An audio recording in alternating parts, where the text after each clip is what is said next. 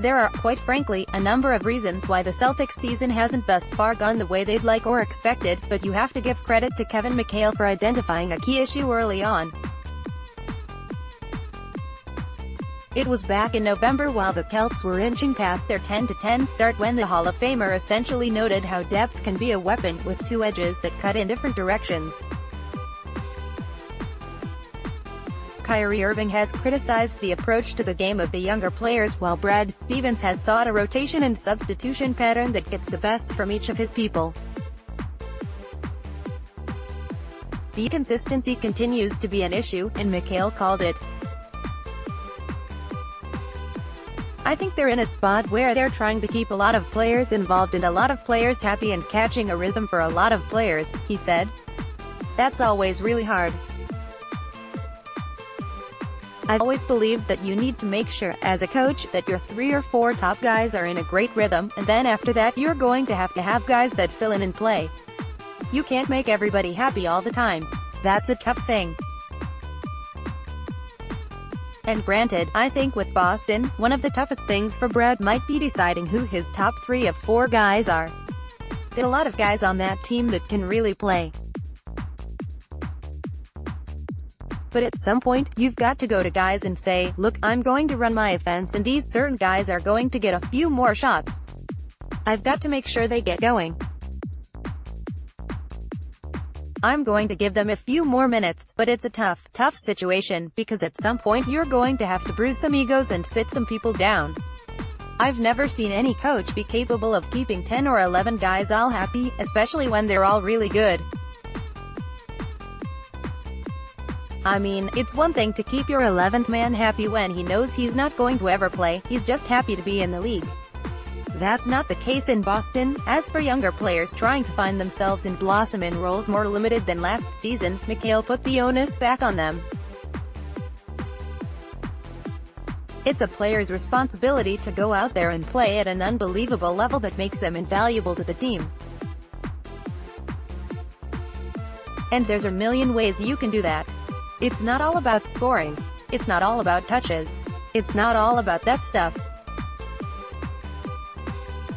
The essence of being a true pro is when you have this kind of competition for playing time, you've got to be invaluable. You've got to put yourself in a position where that coach says, 'Man, I've got to have that guy on the floor no matter what.' It's up to the players to get that done."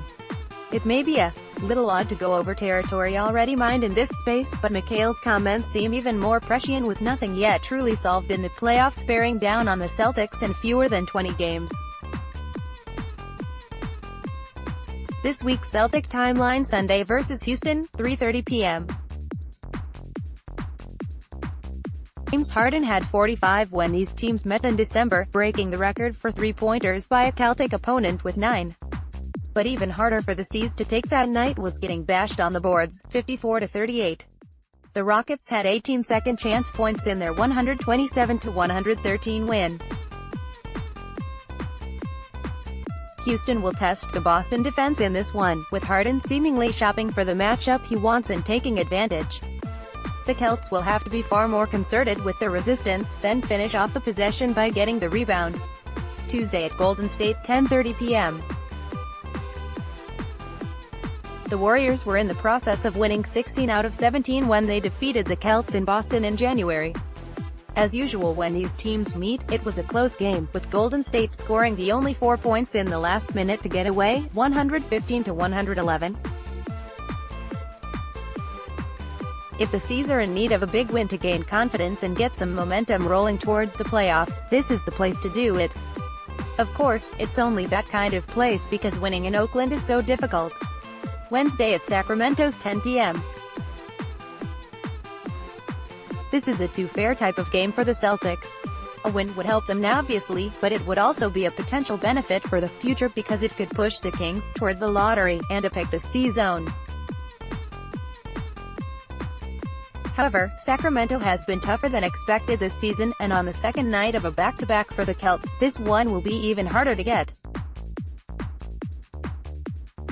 Saturday at LA. Lakers, 8:30 p.m. The Celtics were a team on the rise before meeting the Lakers a few weeks ago. They had won 5 straight and 10 out of 11 as they welcomed LeBron's new team into the Garden for a nationally televised affair. Then the Celts blew an 18-point lead and lost on a Rajon Rondo buzzer beater, starting a descent that's had everyone questioning them. The return match gets primetime treatment, with an 8:30 East Coast start, and it would do the C's well to extract a measure of revenge with a lot of people watching. Remembering Nick, I hope you basketball people won't mind if I close this week's NBA notebook with a couple of stories about Nick Coffardo, friend and Globe baseball writer tragically lost recently. It's been hard to deal with his passing, but here's the way I'll choose to remember him.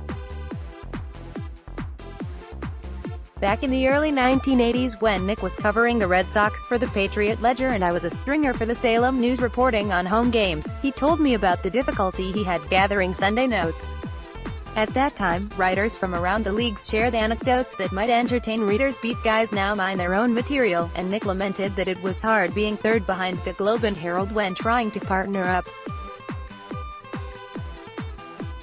I immediately launched into a line of cheap jokes about being number 3, and Nick laughed along until he grinned, found his comeback and said, "Shut up, no." 10. Advantage, Coffardo. The other story I want to share is a then Sox catcher, and truly good guy, Tony Pena, walking by Nick near the batting cage, tapping him lightly in the area below the belt buckle and saying, "Oh, Nick, you know wearing you cup." Today, even as I saw Nick Coffardo less frequently over the years, there was never a time when the greeting was other than, "Oh, Nick," and we would both laugh, which, when you think about it, is the perfect way to begin a conversation. And to remember a friend.